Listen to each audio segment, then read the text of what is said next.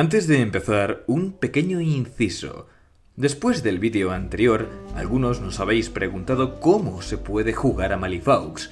Este es un juego de miniaturas más de nicho y la comunidad está bastante dispersa por Españita después de la pandemia, pero no es inaccesible.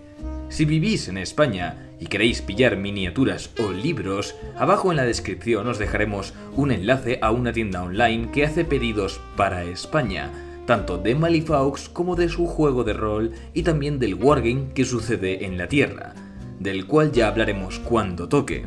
Malifaux es un juego de bandas, así que la barrera de entrada es muchísimo menor que en otros juegos. También podéis adquirir el reglamento de forma legal y en español en la propia web de Weird Games de forma gratuita, enlace en la descripción. Si vivís en Latinoamérica, queremos recordaros que no pasa nada por jugar con proxies, lo importante es que disfrutéis de este metaverso. Nosotros jugábamos de pequeños a Warhammer Fantasy con recortes de cartón. Lo único que puede ser un inconveniente es que los libros de facción están en inglés, pero que eso no os intimide. Las cartas que describen las unidades no son difíciles de entender y podéis ver todo el repertorio de modelos en la página Bigger Hat. Ahora, si queréis jugar al juego de rol de Malifaux, aparte del enlace para tenerlo en versión física, es posible comprar sus libros en versión digital en DriveThru RPG. Está en inglés, pero también hemos trabajado en ayudas para quien quiera jugarlo en español, las cuales hemos guardado en un drive. De todo esto hay enlaces en la descripción. Por último, aunque traeremos toda la historia y trasfondo de Malifaux al canal, ya podéis leer resúmenes de toda la historia de Malifaux en el blog de la Biblioteca de Duer, que también podéis encontrar abajo en la descripción. Y ahora vamos a por la segunda parte.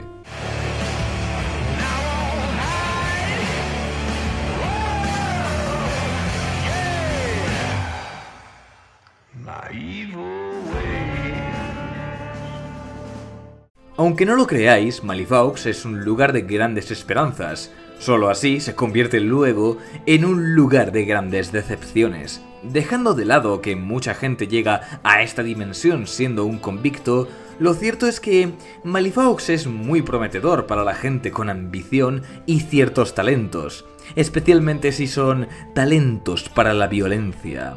Los proscritos son exactamente eso. Soldados de fortuna, espadas de alquiler, magos mercenarios y pistoleros que desafían la ley del gremio. Aunque, como de costumbre, esta descripción no hace justicia a la totalidad de los jefazos que forman esta facción.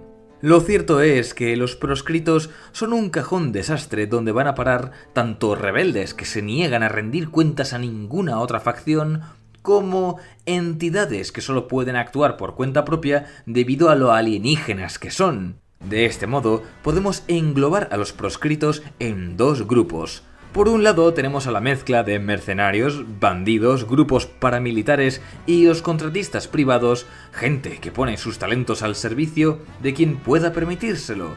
Pero por otro lado tenemos a algunas de las entidades más extrañas que hemos visto hasta ahora. Y eso ya es decir. Pero que esto no os lleve a error. Que los personajes que estamos a punto de presentaros no pertenezcan a una organización de mayor envergadura no significa que carezcan de importancia, al contrario.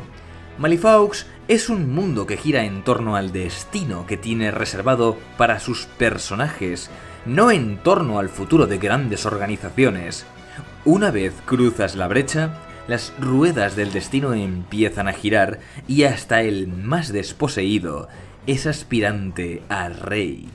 Entre los proscritos hay algunos de los personajes más importantes de todo el trasfondo, algunos de ellos teniendo un gran papel que cumplir, otros siendo algunas de sus mayores amenazas. Nuestro primer soldado de fortuna es Leopold von Schild. Si nada más verlo os parece una referencia a Metal Gear, que no os extrañe. Este tipo formó parte de la Guardia del Gremio cuando esta todavía era un cuerpo de reocupación, pero sus constantes desacuerdos con el gobernador general lo empujaron a marcharse y a continuar su camino en solitario, formando un grupo de soldados bien entrenados y equipados para cualquier clase de misión. El Freikorps, tiradores, tramperos y magos de combate. El Freikorps son una unidad militar cuyo entrenamiento supera al de todos los demás grupos armados.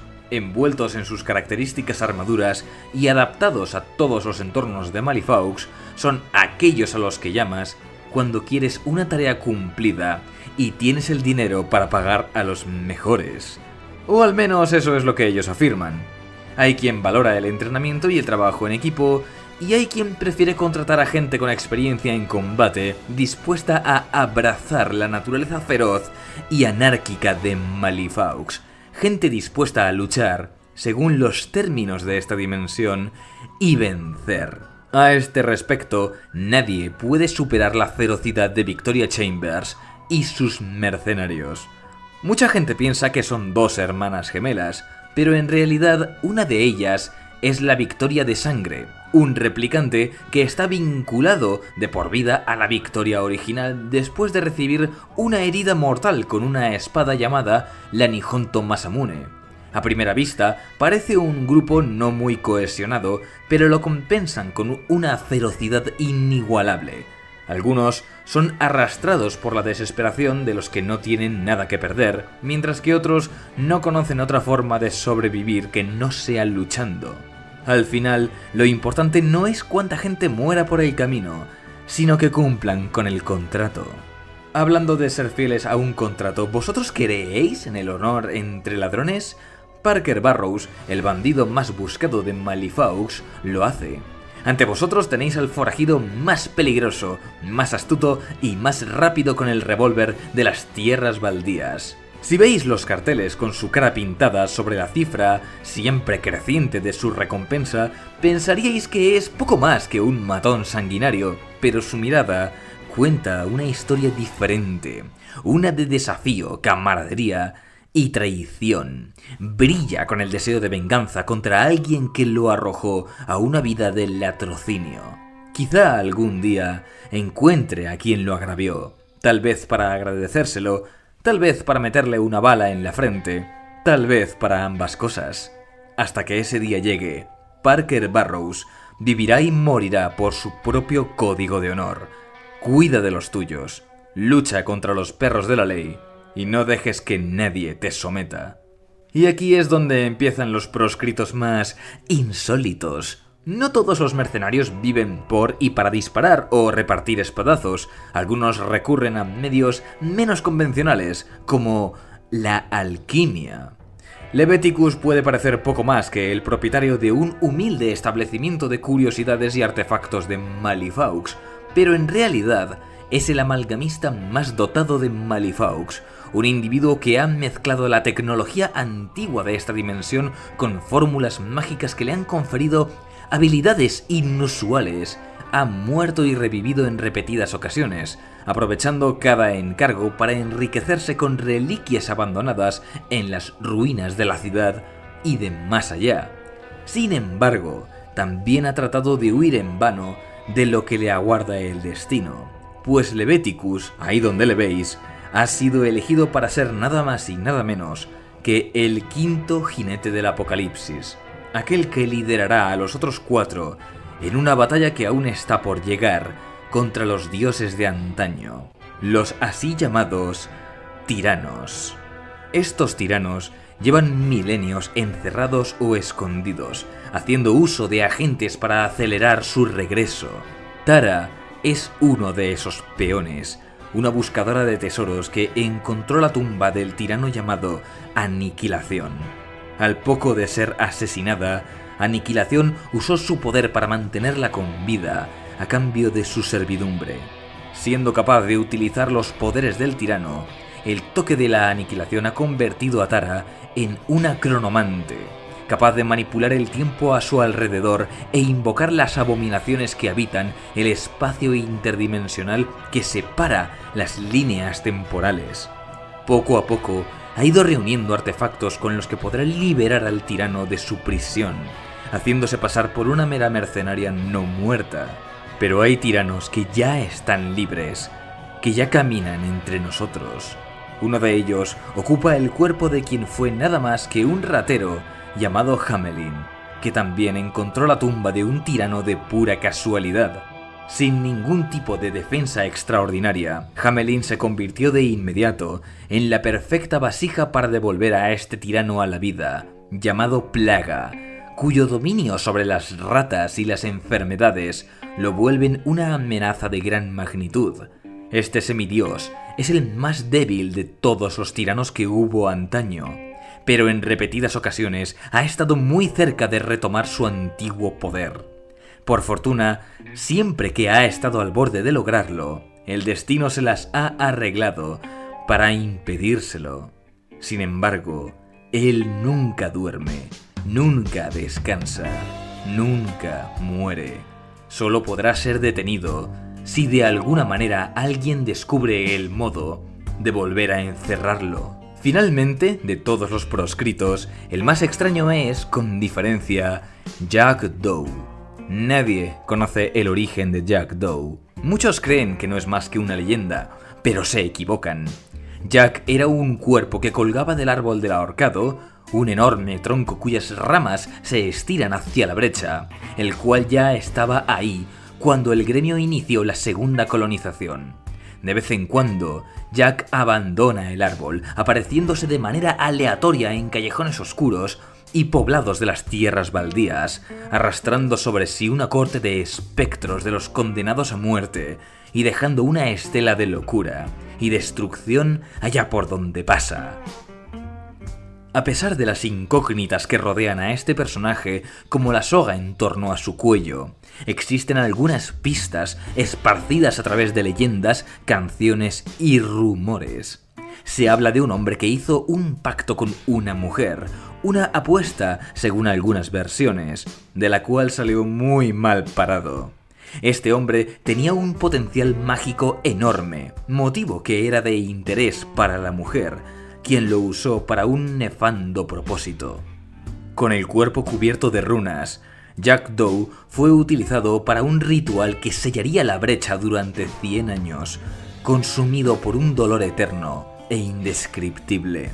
Ahora, siendo poco más que un espectro sin control, busca la manera de recuperar su alma y con ello su identidad, y quién sabe si, también, un propósito. Esto ha sido demasiado intenso, ¿verdad? Disculpadnos, la verdad es que deberíamos pasar a algo más liviano. ¿Qué os parece si hablamos de... paletos piel verde de 1,5 metros?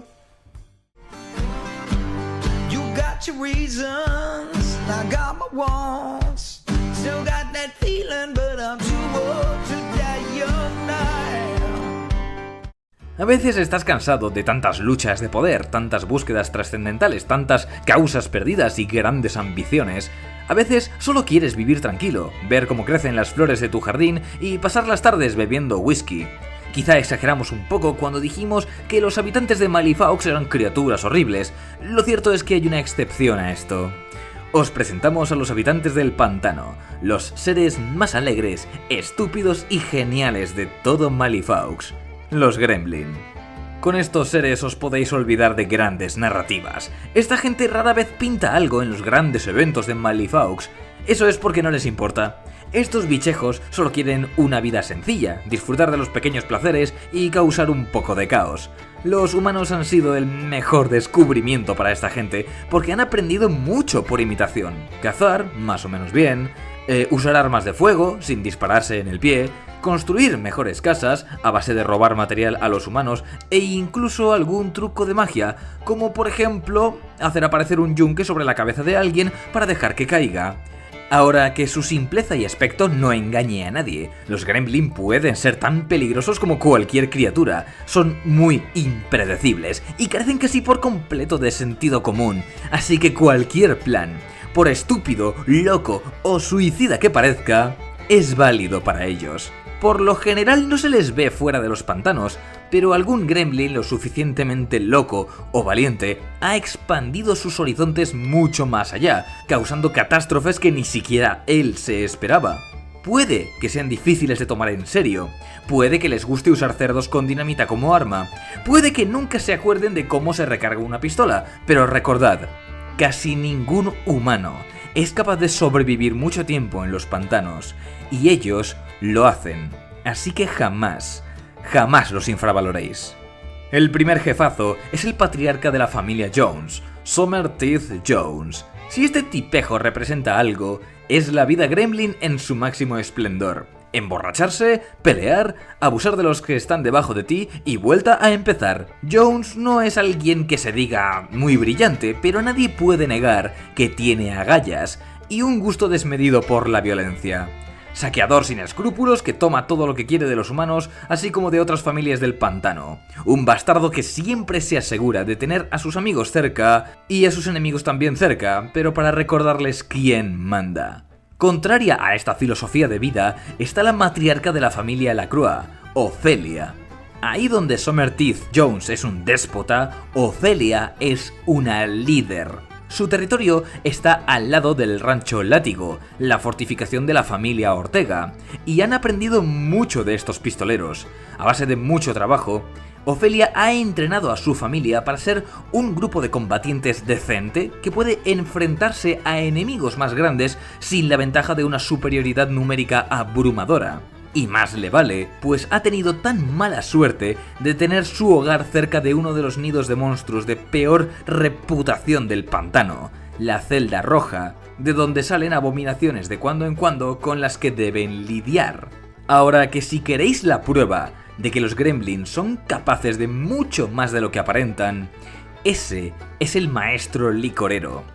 Este gremlin fue criado por el cártel de los 10 truenos, de quienes aprendió a destilar licor y artes marciales. Luego fue enviado al pantano para espiar a sus congéneres, pero terminó traicionando a los 10 truenos antes que seguir sus órdenes de iniciar guerras entre las familias gremlin. Su conocimiento de bebidas y artes marciales lo ha convertido en el sensei de los llamados Moonshinobi, los ninjas gremlin borrachos. Los demás gremlin no lo saben, pero él es uno de sus más nobles defensores. En el extremo opuesto nos encontramos con un ladronzuelo llamado Wong. La suerte es muy caprichosa para todos, pero en el caso de los gremlin es una bendición que siempre consideren que son afortunados, especialmente en casos como este, en el que tenemos a un gremlin que, después de asesinar a unos contrabandistas de los 10 truenos, se llevó una bolsa en la que habitan 3 demonios del más allá. Los demonios estaban ansiosos por ver quién era su nuevo dueño y ver cómo iban a embaucarlo para traer a otros miembros de su estirpe a Malifaux. Imaginaos la sorpresa de estos demonios al darse cuenta de que su nuevo dueño es un idiota disfrazado de mago capaz de robar el poder de la bolsa y que lo utiliza para montarse un circo ambulante con algunos amiguetes suyos. Es como si el anillo único lo hubiera encontrado Patricio Estrella. Nuestra siguiente macarra verde es Mama Tucket, la jefa de la familia Tucket, y si Jones os parecía malo, esta tipa es peor, porque no solo tiene la misma crueldad de Summer, también es más astuta. Esta gremlin es una pesadilla para el gremio y para los arcanistas, culpable de múltiples emboscadas y asaltos en los caminos y colinas situadas junto al pantano. A su banda se han unido algunos gremlin que otros considerarían villanos, pero ella acepta porque al fin y al cabo son útiles para desplumar a los humanos. Otros, en cambio, ya tienen todo lo que quieren y solo quieren que los dejen en paz. Ullix Turner es uno de esos gremlin, un anciano que sabe todo lo que se puede aprender en esta vida sobre la cría de cerdos, sin importar lo grandes, feos y hambrientos que estén. Es un superviviente nato, querido y respetado por todos, y además es un padrazo que, cuando ha visto que los humanos abusan de los gremlins desarmados, no ha dudado ni por un momento en salir de su granja para recordar a los intrusos por qué no deberían entrar en los pantanos sin permiso. Si pensáis que un porquero y su piara no deberían ser capaces de hacer frente a un grupo de mercenarios preparados o a monstruos de hace miles de años, os diríamos que contrataseis a un resurreccionista para que haga hablar a los cadáveres que ha ido dejando Ullix. Pero por desgracia, los cerdos se comieron el resto. En cuanto a salir del pantano, ya hemos dicho que no es algo habitual, pero si hay algo que se le da bien a los gremlins, es romper esquemas. Y ninguno ha viajado tanto como el Capitán Zip, Este locuelo era un ladrón de poca monta que un día encontró una Etherbox, o lo que es lo mismo, una radio, y se enganchó a los programas del gremio sobre forajidos e historias de ficción, por lo que decidió que él también quería convertirse en leyenda. Así que robó un dirigible con su banda de rufianes, la cual bautizó como Infamia, y se ha dedicado a surcar los cielos de Malifaux, llevando a cabo toda clase de atracos ahí donde aparece. Pero no lo hace por el dinero, no. Lo más importante para Zip es que todos conozcan su leyenda. Es el reconocimiento, es la fama, o más bien, en su caso, la infamia. Y para terminar, os habréis fijado en que hemos mencionado muchas veces los apellidos de los gremlins, y que estos pertenecen a familias, o que sus bandas son de hecho su familia. Con ninguno esto es más real que con los Clampett, que literalmente llevan a sus niños a cuestas a un tiroteo. La particularidad de esta familia es que habitan la parte más oriental del pantano, dando al mar, así que, como cazadores de bestias marinas y jinetes de las partes más salvajes del pantano, no tienen igual. Se han recorrido cada meandro, cada ciénaga de los pantanos, así que son los mejores guías que te puedes encontrar, por un precio, como todo. Y bueno, la parte relajada del vídeo era esta, ahora toca volver a lo turbio. ¿Qué pone en el guión? Esto es duro.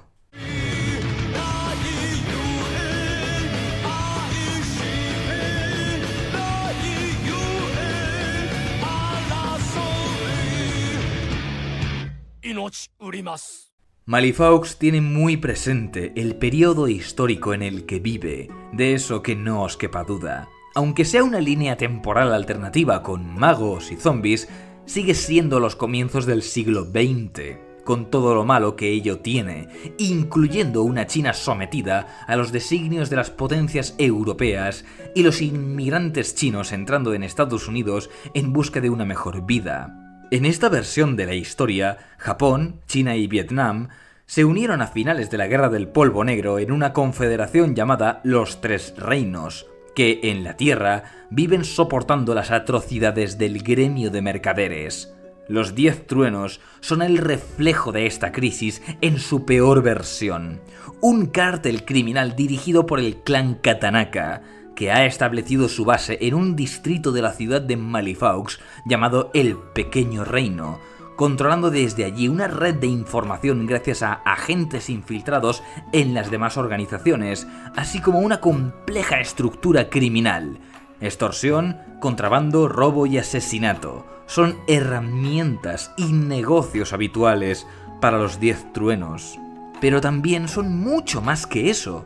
Los 10 Truenos son la desesperación encarnada de una etnia que, en su mayor parte, vivía sometida a los designios de potencias extranjeras por aquellos tiempos, así que una organización que opera desde el subterfugio y la manipulación surge como una respuesta por pura cuestión de supervivencia. Sin embargo, no se queda ahí, ya que en Malifaux, la mayoría de los abusos que cometen los 10 Truenos se dirigen contra su propia gente, lo que les da la extraña condición de víctimas y de agresores. Y sus personajes son perfectamente conscientes de ello, cosa que se aprovecha para dar de sí a algunos de los personajes más moralmente complejos del trasfondo. Además, la facción en sí es una celebración del folclore asiático por la cantidad de leyendas y criaturas fielmente representadas, como veremos a continuación. La primera y más importante figura de los 10 Truenos es su actual líder, Misaki Katanaka. Disciplinada, inteligente, calculadora, una maestra del engaño así como de las artes marciales, que vivió a la sombra del padre más cabrón que os podéis imaginar. No solo ha conseguido levantar el mayor imperio criminal en esta dimensión, también se hizo con el dominio de los 10 Truenos después de desafiar a su padre a un combate singular y separarle la cabeza de los hombros. Su mandato camina en una delgada línea en la que trata de ser la mejor líder posible, desde luego mejor que su padre, al mismo tiempo que no puede escapar de la violenta naturaleza de una organización criminal. y de las duras enseñanzas de su pasado, Misaki podría acabar siendo la mayor bendición de los habitantes de los 3 reinos que hay en Malifaux, o provocar una tormenta que anegará Malifaux en sangre. Todas las grandes personalidades de los 10 truenos son líderes de su organización que trabajan en diferentes esferas o incluso se hacen pasar por miembros de otras facciones. El mejor ejemplo de esto es Mei Feng, jefa de la Fundición, una división de la Unión de Mineros y Trabajadores del Vapor, encargada de la infraestructura ferroviaria. Muchos inmigrantes de los 3 reinos terminan trabajando para la Fundición, lo que, sumado a sus poderes para moldear el metal y su capacidad para el combate, la han permitido infiltrarse en el movimiento arcanista. Al igual que Misaki, Mei Feng camina por una delgada línea entre ser fiel al clan Katanaka o ser fiel a sus compañeros de clase obrera. En cuanto a los delitos de guante blanco, uno de los negocios más exitosos de los 10 truenos es el casino Honeypot, regentado por un tramposo con muy mala suerte llamado Jacob Lynch. De por sí, tener deudas con una organización criminal ya es una sentencia muy dura, pero aún peor es tener deudas con criaturas sobrenaturales. Jacob Lynch tiene las dos. Para poder mantener el negocio de su casino recurrió a los 10 truenos, y cuando ni siquiera así pudo pagar su deuda, 2 tipos aparecieron en el Honeypot ofreciéndole una solución. A cambio del dinero para los 10 truenos, Jacob Lynch ofrecería su casino como refugio para una criatura Neverborn, llamada la Oscuridad Hambrienta. Resulta que estos 2 tipos son un par de Neverborns que protegen a esta entidad milenaria, capaz de vomitar una droga llamada brillo. La Oscuridad Hambrienta comprobó que Jacob, por algún motivo, es inmune a sus poderes, de manera que hicieron un trato. Jacob ayudaría a la Oscuridad Hambrienta a esparcir su brillo a los clientes del casino, para luego dárselos a la criatura para alimentarla una vez estos adictos estuviesen cebados. Y a cambio, la criatura ofrecería tanto a él como a los 10 truenos los conocimientos de los Neverborn. Entre el dinero y los talentos de Jacob y toda la información de la Oscuridad Hambrienta, los 10 truenos ganaron un agente de incalculable valor. Porque ¿sabéis qué tiene más valor aún que el dinero? La información. Los 10 truenos son primero y ante nada una organización que valora los secretos, y ninguna gente ha recabado nunca tanta información como la dueña de un burdel llamado el Qian Gong, Youko Hamasaki. Que no os engañe su apariencia inocente, esta mujer está en el centro de una red de informantes que abarcan geishas y espías. Muy poco ocurre en Malifaux que no resuene en los oídos de Youko, y los 10 truenos han tenido que tratarla de igual a igual para obtener su apoyo. Youko no es una proxeneta cobarde, ni tampoco un criminal de poca monta. Es una maestra del engaño y una líder enigmática que se ha ganado el respeto de la mismísima Oyabun Misaki. En el otro lado del espectro, lejos de sutilezas que sugieren los disfraces y las falsas sonrisas, se encuentran los mejores guerreros de que disponen los 10 truenos, los monjes del Valle de los 5 Ríos y su sensei, Shenlong. El valle reúne 5 templos de artes marciales, desde los agresivos luchadores del Río Alto a los guerreros borrachos del Río Fermentado, y su líder ha ostentado el liderazgo durante muchas décadas. Esto es porque, sin que el resto del cártel lo sepa, Shenlong fue poseído hace mucho tiempo por el espíritu de un tirano llamado Dragón, al igual que Plaga poseyó a Hamelin. Sin embargo, al contrario que Hamelin, Shenlong descubrió la horrible realidad de la criatura que guardaba en su interior al poco de llegar a Malifaux. Incluso estuvo a punto de expulsarla para siempre. Ahora, con este conocimiento, el maestro del Valle de los 5 Ríos no se rendirá, hasta someter al mismísimo tirano que lleva en su interior, o morirá en el intento antes que convertirse en su marioneta. Un agente que los 10 truenos lograron colar al gremio de mercaderes durante algunos años fue Lucas McCabe, el cazador de tesoros. Lucas ha elegido una vida de malas compañías, se ha escapado de varias prisiones, ha recorrido más tumbas antiguas que cualquier resurreccionista y ha traficado con reliquias tanto de la tierra como de Malifaux. Era cuestión de tiempo que el gremio de mercaderes lo atrapara, pero si hay algo que el gremio sabe hacer, es distinguir el talento de la gente y aprovecharlo. Lo que no sabían es que Lucas ya estaba trabajando para otros jefes. Con el tiempo, se descubrió que algunos artefactos entregados al gremio por su parte eran falsificaciones, por lo que fue expulsado del gremio. Sin embargo, Lucas y su banda de ladrones y rufianes encontraron un refugio para seguir sirviendo a los 10 truenos, esta vez infiltrados en la Sociedad de Exploradores de Malifaux. Pero todos estos agentes no son suficientes para los 10 truenos.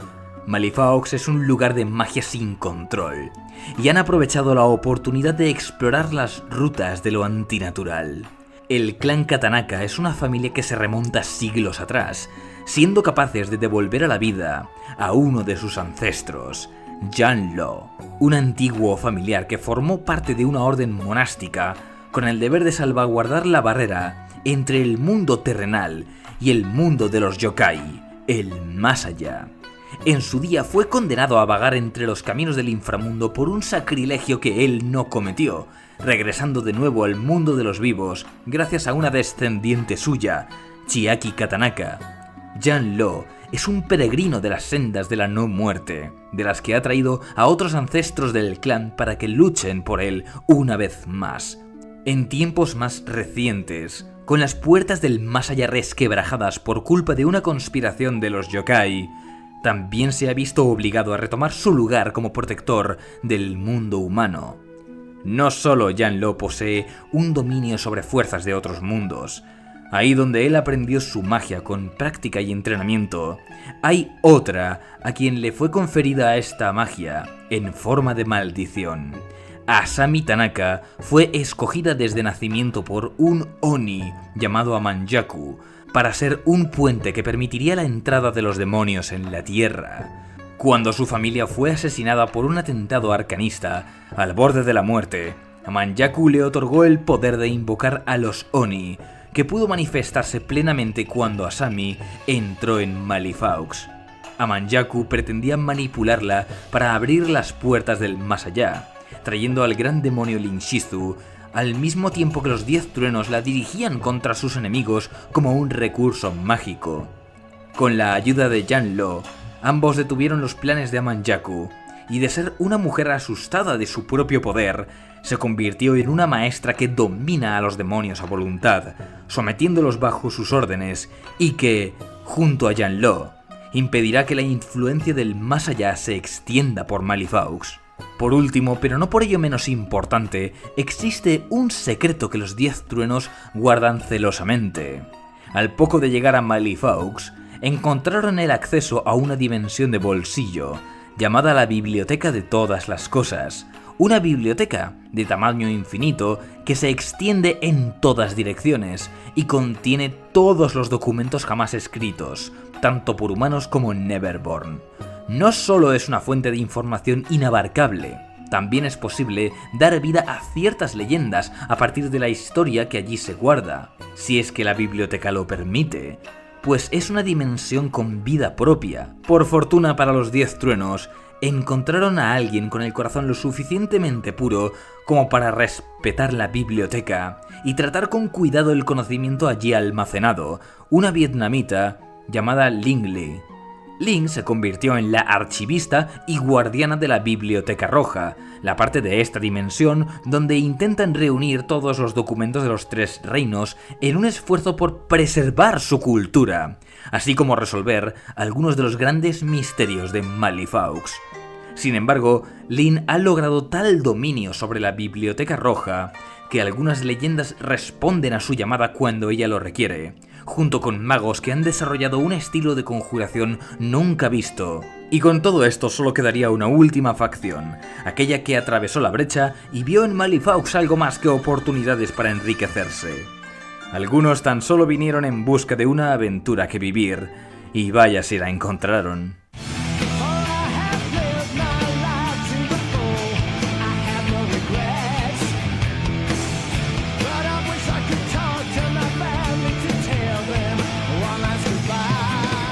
La organización más reciente en Malifaux es una extravagante reunión de empresarios, aventureros y entidades que tienen un mejor entendimiento con los humanos que de costumbre. La Sociedad de Exploradores de Malifaux es un club de socios que comparten la fascinación de descubrir un nuevo mundo y ansían encontrar sus misterios y agrandar sus colecciones de antigüedades. A primera vista son gente que aprecia el exotismo sin mayores pretensiones, pero cuando uno mira a sus principales socios, está claro que hay algo entre bambalinas. La sociedad fue fundada por Lord Justin Cooper, pero desde hace algunos años está dirigida por Gretchen Janus, una misteriosa mujer de la que ni siquiera estamos seguros de que sea del todo humana. Lo único que sabemos es que está obsesionada con acaparar artefactos y dispositivos de lo que fue la Guerra de los Tiranos con algún propósito que solo ella conoce, para lo cual, sin duda están manipulando a los demás miembros de la mesa redonda de la Sociedad de Exploradores, aquellos socios con la riqueza, las habilidades y la ambición como para alcanzar hasta el último rincón de este mundo y revelar sus secretos. El tiempo dirá si Gretchen Janus solo es otra gran jugadora en la enorme mesa de póker que es este mundo, o si está moviendo los hilos en nombre de algo aún mayor. El primer miembro de la mesa redonda de la sociedad sigue siendo su fundador, Lord Justin Cooper, el gran cazador. Para él no existen grandes planes ni objetivos trascendentales. Él solo fundó a la Sociedad de Exploradores para rodearse de colegas con la misma pasión que él: la caza. Cooper vive por y para los momentos en los que su vida pende de un hilo, y después de haberse aburrido en la Tierra, se marchó a Malifaux en busca de presas más grandes y peligrosas. A pesar de haber perdido 3 extremidades y la mitad de los órganos internos, su ánimo no ha decaído ni por un momento, y se ha rodeado de cazadores expertos y animales de caza para continuar su deporte favorito. Atraída por la órbita de riqueza que permitía la sociedad, Anya Likarayen, heredera de la empresa Raíles Cóndor, se convirtió en una de sus principales socios. Su empresa ferroviaria ha absorbido a todas las demás, y ella ha defendido sus intereses tanto contra la Unión como contra el gremio de mercaderes. Es una guerrera corporativa en la que, a pesar de su corta edad, está dispuesta a demostrar de lo que es capaz, y su ambición no será detenida por nadie, ni otras corporaciones, ni las otras grandes facciones. No obstante, a pesar de las riquezas, la Sociedad de Exploradores también tiene interés en el conocimiento, para lo cual contrataron a la capitana Maxine Agassiz, de la nave de exploración Superior. Con el tiempo, los humanos han llegado a las costas de Malifaux, ahí donde los pantanos se abren a los mares, así que la exploración marina ha empezado a ofrecer nuevas posibilidades. Maxine es una erudita Sith igual que ha logrado alcanzar una comprensión de las corrientes mágicas de Malifaux mediante las matemáticas, descubriendo patrones donde el resto solo ve caos, y está rodeada por una tripulación de ingenieros, magos y marineros expertos. Pero para terminar de asegurar sus intereses más allá del control del gremio, la sociedad se puso en contacto con un vigilante llamado Cornelius Bass. Este hombre y su hija empezaron a trabajar para el gremio de mercaderes gracias a la reputación de Cornelius como sheriff en los Estados Unidos, para así, también, retirar la recompensa que había por su hija después de que ésta matara al hijo de un juez. Su tarea ha sido proteger los pueblos y asentamientos de las tierras baldías y las colinas norteñas, tanto contra monstruos como contra cultistas y bandidos. Aún sigue haciéndolo, pero de vez en cuando trabaja de manera encubierta para la Sociedad de Exploradores para misiones especiales. Ahora es cuando entramos en la parte más oculta de la Sociedad de Exploradores, cuando hablamos de su lado más secreto. English Ivan es el jefe del Departamento de Asuntos Poco Gentiles, un grupo de operativos que actúan como espías e infiltrados. English Ivan ha trabajado tanto para la Unión como para la División de Élite, recabando información y haciendo misiones de sabotaje para el mejor postor. Pero un trabajo para Gretchen Janus lo llevó a tropezarse con un objeto mágico que lo transportó a una dimensión de sombras llamada Umbra. Cuando regresó, no estaba solo, ya que ahora podía llamar a estas criaturas homicidas llamadas los Daeva y controlarlas por un tiempo limitado, cosa que aprovecha en sus misiones, en especial su propia sombra, llamada el Señor Mordrake. Pero esto solo acaba de empezar. Mucho más extraño que Ivan es Jetsa. Jetsa no llegó a Malifaux y se convirtió en muerta viviente, sino que porta sobre sí una maldición desde hace siglos que cayó sobre ella en la tierra. Jetsa es un esqueleto inmortal que nada tiene que ver con el espíritu de la tumba, que ha vagado por toda la tierra y por Malifaux, haciendo toda clase de amistades y acaparando todo tipo de recuerdos. Su maldición provoca que los espíritus y esqueletos que tiene cerca vuelvan a la vida conservando todos sus recuerdos e intelecto sin importar lo que pasara con su alma. A veces incluso no son cadáveres, sino una mezcla de materia inerte y huesos lo que cobra vida para protegerla. Es tan anciana que entre sus amistades se encuentra Zoraida, con quien ha establecido lazos para tratar de proteger Malifaux de amenazas mayores. El motivo por el que está con la Sociedad de Exploradores es, al parecer, por una relación personal con Gretchen Janus, lo que la hace aún más sospechosa. Pero si hay algo que convierte a Gretchen en una sospechosa de ser algo más que una mera humana, eso es el que fue su mayor descubrimiento en Malifaux: Nexus. Bueno, no fue Nexus. Nexus es lo que estáis viendo, un cuerpo de híbrido entre humano y arácnido, pero lo que importa es la mente que lo ocupa, una inteligencia gestalt llamada Cadmus. Cadmus es un arma que fue creada milenios atrás por Titania, capaz de infectar mediante insectos a otras personas, y Neverborn para poder ver y oír a través de sus ojos, de manera que actúa como informante. También es capaz de dominar a los infectados para convertirlos en soldados semiarácnidos, pero esto matará a sus huéspedes. Cadmus era demasiado curioso como para no infectar a los propios soldados de Titania, por lo que ésta decidió ocultar a Nexus. Gretchen, por su parte, encontró dónde estaba oculto Nexus, y con ello, el mayor conocedor de la guerra de los tiranos, solo igualado por la oscuridad hambrienta. Dispuesta a satisfacer la curiosidad de Cadmus a cambio de información, esta criatura se ha convertido en su activo más valioso. Y finalmente, nuestro último gran personaje y la mayor diferencia de la Sociedad de Exploradores con respecto a todas las demás facciones. Esa es Tiri, la arquitecta Agua. Mientras que el resto de facciones ven con miedo a los Neverborn, aunque con cierta razón, Gretchen Janus es consciente de que hay seres mucho más peligrosos que lo que han visto hasta ahora. Los Agua son Fae malditos, arquitectos y artesanos de maravillas mecánicas, y Tiri es la líder de estos artesanos. Su raza fue maldecida, de manera que sus cuerpos se convierten en ceniza con el paso de los milenios, y más partes de los mismos deben ser sustituidos por prótesis. Tiri está dispuesta a acabar de una vez por todas con el mal que aqueja a su estirpe, y para ello recurrirá a los guerreros y creaciones Agua, sin importarle que tenga que aliarse con seres de otra dimensión, como son los humanos. Y con esto ya os hemos presentado a todos los personajes principales que sí tienen miniatura propia en Malifaux. Hay algunos personajes que también son relevantes, pero que no hemos incluido en estos vídeos, como son el Gobernador General, el Hombre Ardiente, los Tiranos y otros, pero todo llegará a su debido tiempo.